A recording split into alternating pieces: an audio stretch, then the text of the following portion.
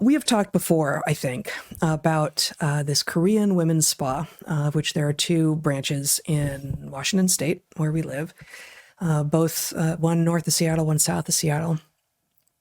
It is a traditional Korean spa where most of it is a series of baths of different temperatures, and there's a dry sauna and a steam sauna, and then there are services you can get, like a traditional Korean body scrub, and there are showers, both sort of Western standing showers and more traditional seated showers.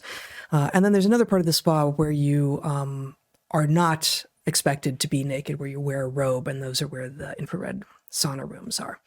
But in everything in the first part that I was describing, you are required to be naked. That is traditional, and it is women only. A few years back, a dude who decided that he got off on having the world view him as female tried to gain access to the spa, and the not just Korean, but conservative Christian Korean owners of the spa said, "Sorry, sir, no penises allowed." And I believe it's peni. I think it's peens, actually. if what's going on in Squamates is any indication. Well, and hammers, where it's ball peens. So those two things travel together. I think that's a different peen. I think it is a different peen. Lizards have hemipenes. Right. Right. And I every time I talk about hemipenes, someone is like, it's peenies. I'm like, you know what? Freaking herpetologist. I'm not saying that all of us aren't pronouncing it wrong, but in herpetology, where we study these things, we call them hemipenes. Hemipenes, yeah. I'm going to go with penises for now. Why? What did you correct? Peni. Oh, peni. Great. Obviously. Penix, perhaps. Okay, so dude walks in, tries to get access to the traditional Korean women's spa, a spa that I have been to both places many times. It's wonderful. And when this was first beginning to get public attention, actually, I tweeted about it. So I wanted to start there. If you can see my screen here. So back this is November 2024, I think, I was quote tweeting a Katie Davis Court tweet she was saying, I'm maybe mispronouncing people's names. Judge Margaret McCown, appointed by Bill Clinton, pushed back on Snyder and argued a business cannot discriminate based on gender identity. She said, it's not biological women. Oh my God. It's not biological women are welcome, she said. Oh, this is confusing. So I'm going to go back. This is talking about, this judge is saying, no, that dude who claims he's a woman has to be allowed because he's actually a woman. This is, the confusion is they call themselves trans women, therefore they're women. So I said, Olympus Spa, a fantastic Korean female-only nude spa with 2 locations near Seattle, was told in 2022 that it needed to stop being so bigoted and just let in dudes who were pretending to be women. The fight continues. If this judge gets her way, Olympus Spa will surely fail. I won't be going back if naked cosplaying men are there. Who wins then? Only the delusional and the predatory. The rest of us lose. Someone responded to me and said, I like Koreans and I like nude women. Tell me more about this gender ID thing, LOL. Yep, it's going to fail. And I said, yep, this is exactly it, isn't it? Straight men like naked women. The idea of an all-women nude spa is therefore of interest to straight men. Add a strong dose of depravity with a dash of cult behavior, and you've got a perfect storm. The all-women nude spa has to go because its existence isn't fair to depraved men. And my original interlocutor said the depravity barrier would mean you would only get depraved or inebriated men showing up. It would be a horrible experience. This is exactly right. So what has happened now is March 12th, a few days, almost a week ago, we had the Ninth Circuit of Appeals finally bring down a decision on this matter. And wouldn't you know it, they sided with the dude. So I'm just going to share a few things. I've got a number of bookmarks here. This is in the decision, siding with the dude. They say, among other things, that the HRC, which is the Washington's Human Rights Commission, which is who is actually bringing this case on behalf of the dude who's declared that he's a woman, the HRC alleged that the entrance policy violated WLAD, a state public accommodations law that prohibits public facilities from discrimination on the basis of sexual orientation. Under Washington law, sexual orientation is defined to include, quote, heterosexuality, homosexuality, bisexuality, and gender expression or identity. So that was news to me. Yeah. Because like that would seem to be Washington state conflating all people who are claiming they are trans with, autogynephiles. Because autogynephiles, men who walk around like getting off on the idea that they are perceived as women, that is a kind of a sexual orientation. That is a kink, right? But the vast majority of people who are pulling this are claiming it's not that. It has nothing to do with sexual orientation. But the Washington state law says it does. And that is the basis on which the judges said, yeah, you got to let the dude in, because this is his sexual orientation that you are acting against, not. So so twisted. It is so effectively twisted. The logic is you couldn't prevent lesbians from going to the spa. Good. You shouldn't be able to. Right. But because you can't prevent lesbians, you can't keep a straight man out as long as he pretends to be a woman and therefore a lesbian or something like that. Yeah. Wow. Yep. Okay. So next one we have in the same case that just got released. We turn to this, and this is still the majority opinion. We turn to the SPA's final First Amendment claim that the HRC's enforcement of WLAD interferes with both the intimate and expressive association between women at the spa. The Constitution protects the freedom of association as, quote, a fundamental element of personal liberty, and, quote, an indispensable means of preserving other individual liberties. That right protects both intimate association, that is, the choices to enter into and maintain certain intimate human relationships, and expressive association, which is, quote, a right to associate for the purpose of engaging in those activities protected by the First Amendment, speech, assembly, petition for the redress of grievances, and the exercise of religion. These are fundamental and important rights, but none of them are implicated here. To begin, the spa is not an intimate association. The bottom line is that payment of the entrance fee is the price of admission, and any woman, except a transgender woman who has not yet received gender confirmation surgery affecting her genitalia, who can pay the fee, can be admitted. So this is them just being confused about what a woman is. Yep. Again, all the activists had to do was start getting the majority of us for a very long time to say, okay, I guess we'll call you a trans woman, even though you're a man. And suddenly a whole bunch of people are very confused, apparently, or pretending to be confused about that making them somehow magically transforming them into women, which of course it doesn't. We had 3 dissents. The first... So hold on, before you get to the dissents, I want to point out that the people who were... Actually, we had 4 dissents. Most alarmed by the linguistic changes were right. Yes. That the point is getting people like me, frankly, to behave out of courtesy by calling somebody... I did it too for a while. It's been longer for me, but yeah. But nonetheless, the point, and it was well-intentioned, and I still believe in it. In a decent world, the point is you do not want to confront somebody who has gender dysphoria and has decided to live as the other sex. You don't want to be constantly, rubbing it in their face. But it's a matter of courtesy, as Jordan Peterson famously said back in 2015 or 16. But the point is, if you allow that, okay, I'll call you what it seems like I should call you based on your presentation, then the point is, that creates the impression that actually you agree that this person is actually a woman. And once you have this agreement, then the point is the court is composed of people who've been circulating in that milieu where it's understood that this is the right thing to do. And it turns it into a fact, right? From their perspective, even though it's not a biological fact. So anyway, I just think that's stunning that the language stuff actually turns out, even if you just try to do the right thing linguistically, it ends up coming back to haunt you in some material way. Well, and I think this does point out, and we've talked a lot privately, and maybe some on DarkHorse as well, about some of the extraordinary differences between science and the law. And science ultimately is not a semantic game, although it can be played that way. But science is about discovering the truth. And if it turns out that we're using the wrong words for things that are themselves misleading, we change the words. And that can mean that communication going back into history can get confusing. And in our world, this happens the most when we discover cladistic relationships that we misunderstood before, and we change the scientific names of organisms. And people are like, what is that? I don't even know what that is now. It's like, well, we are trying to match up. We are trying to communicate, but we are also trying to describe history accurately. Yeah. And that is, sorry if it's confusing, but ultimately what we are beholden to is the truth. And the law is inherently a social construct in which it is beholden to pre-existing writing that can be interpreted.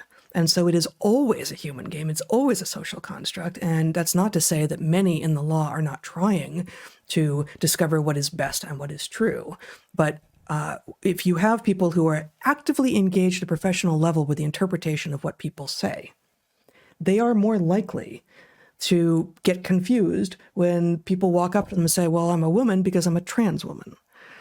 Now, what I just said would seem to suggest that scientists would be more resistant to this nonsense. They don't seem to be. So I have no excuse for the scientists who have fallen prey to this. But I think it is not okay, but a little bit understandable that people who have devoted themselves to interpretation of words should be confused when words have been weaponized and then, thrown at people as if they are the truth. Yeah. Well, there's this Sapir-Whorf hypothesis, which in its strong form just isn't true. The idea is if you don't have language for something, you can't even comprehend it. And that's not right. But and that what languages have words for tells you something inherent about the brains of the people who are using that language. Right. And the point is, it's not true in its strong form, but in its weak form, there's a lot to it. Yes. Right. The idea that things for which you have language get elaborated in the mind, you can deal with them more easily than something for which you just don't even have the materials with which to handle it. And so the point is, maybe this is why Orwell's frankly ridiculous proposal about what would happen to language turns out to be exactly true and literal, right? Yep. Is because the point is that's going to be the first front. Is we're going to grab your mind by altering what is said, and once we alter what is said, then the point is all of the stuff, the actual material shifting of stuff, becomes way easier. Yep. I bet that is it. Yeah. Okay, so I've read a couple of little excerpts from the majority opinion that says Olympus Spa, the Korean women's spa with a couple of outposts outside of Seattle, has to let in dudes as long as they say they're women. And the primary dissent begins as such. This is a three-judge panel from the Ninth Circuit that made this decision. Two judges on the majority and Lee in the dissent. He writes, Korean spas are not like spas at the Four Seasons or Ritz-Carlton with their soothing ambient music and lavender aroma in private lounges. Steeped in, and his last name is Lee. He may actually be of Korean descent. I'm not sure. Steeped in centuries-old tradition, Korean spas require their patrons to be fully naked as they sit in communal saunas and undergo deep tissue scrubbing of their entire bodies in an open-air area filled with other unclothed patrons. Given this intimate environment, Korean spas separate patrons as well as employees by their sex. The state of Washington, however, threatened prosecution against Olympus Spa, a female-only Korean spa, because it denied entry to a preoperative transgender female, that is, a biological male who identifies as female but has not undergone sex reassignment surgery. Now, under edict from the state, women, and even girls as young as 13 years old, must be nude alongside patrons with exposed male genitalia as they receive treatment. And female spa employees must provide full-body massages to naked preoperative transgender women with intact male sexual organs. This is not what Washington state law requires. So Lee goes on to write a very considered dissent. Actually, I know I got a little brief thing there. If you could just give me my screen back for a second. I don't know the legal stuff. You may know it better than I do. But the full court. So that was a 3 judges from the Ninth Circuit that we've heard a little bit from the main. Majority opinion and the dissent. But the full court was asked to rehear the case en banc. I'm using a French pronunciation, but I don't know. The court refused. And one of the other judges in the Ninth Circuit, VanDyke, disagreed with that refusal, writing his dissent, which is technically a dissent from denial of rehearing en banc. And so there's actually 3 of these: dissent from denial of rehearing en banc. So she thought it should be reheard. He thought it should be reheard. Yes. Yeah. And okay, or maybe there were 2 of these. I don't remember. There were 3 dissent of these. Again, I just don't know the language. Can you see my screen now? Yes. Okay. So one of them, I'm not going to read anything from. It basically agrees with this guy, Tung. He says, fairly measured. Let us be clear about what the law in Washington requires. Under its law, the state can disregard a small business owner's Christian beliefs, and force her family-run Korean spa to allow a nude man who claims to be a woman into an intimate space reserved for its female patrons. Yet under that same law, private clubs embracing secular values can refuse entry to that man. Schools and cemeteries can refuse service to that man too, so long as they are run by institutions deemed sectarian. Thus, while the law purports to protect any Washington resident from so-called gender identity discrimination, the state's prohibition exempts some secular organizations and certain religious ones. It just does not exempt the small business in its exercise of its religious beliefs here. How is this at all a neutral law of general applicability? It is not. The panel's conclusion to the contrary, immunizing the law from any serious First Amendment scrutiny, should have been vacated. I dissent. Okay. And then we have the dissent that got the attention on social media this week, which begins as such from VanDyke. This is a case about swinging dicks. The Christian owners of Olympus Spa, a traditional Korean women-only nude spa, excuse me. I'm going to start again. Writes Circuit Judge VanDyke, this is a case about swinging dicks. The Christian owners of Olympus Spa, a traditional Korean women-only nude spa, understandably don't want them in their spa. Their female employees and female clients don't want them in their spa either. But Washington State insists on them, and now so does the Ninth Circuit. You may think that swinging dicks shouldn't appear in a judicial opinion. You're not wrong. But as much as you might understandably be shocked and displeased to merely encounter that phrase in this opinion, I hope we all can agree that it is far more jarring for the unsuspecting and exposed women at Olympus Spa, some as young as 13, to be visually assaulted by the real thing. Sometimes it feels like the supposed adults in the room have collectively lost their minds. Woke regulators and complicit judges seem entirely willing, even eager, to ignore the consequences that their Frankenstein social experiments impose on real women and young girls. Yet, if harmful and unfortunate consequences were all this case was about, we'd have to shrug and say, that's what comes with living in a democracy. Unless the Constitution is implicated, we get what we voted for, good and hard. He goes on, but the judges who wrote the majority opinion are outraged. Really? So, and this actually shows up earlier in the published set of opinions, which is why I have it outlined here the way I do. They respond to him. VanDyke, they say the American legal system has long been regarded as a place to resolve disputes in a dignified and civil manner, or as Justice O'Connor put it, to, quote, disagree without being disagreeable. It is not a place for vulgar barroom talk, nor is it a place to suggest that fellow judges have collectively lost their minds, or that they are woke judges complicit in a scheme to harm ordinary Americans. That language makes us sound like juveniles, not judges, and it undermines public trust in the courts. No. No, it does not. Do you know what undermines public trust in the courts? It's you guys and your majority opinion and the fact that you are letting a dude with, yes, a swinging dick show up in a traditional Korean women's spa. That's not VanDyke writing it into his opinion because it's the only way apparently to get anyone's attention. That is you. They write, again, that language makes us sound like juveniles, not judges, and it undermines public trust in the courts. The lead dissent's use of such coarse language and invective may make for publicity or entertainment value, but it has no place in a judicial opinion. The lead dissent ignores ordinary principles of dignity and civility and demeans this court. Neither the parties nor the panel dissent found it necessary to invoke such crude and vitriolic language. Decorum and collegiality demand more. These are such clowns.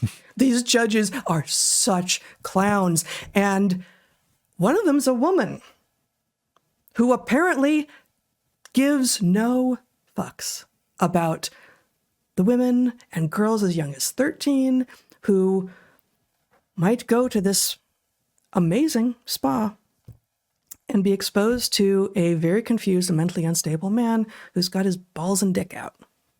More likely, frankly, most of us who once went to this amazing business are not going to go anymore.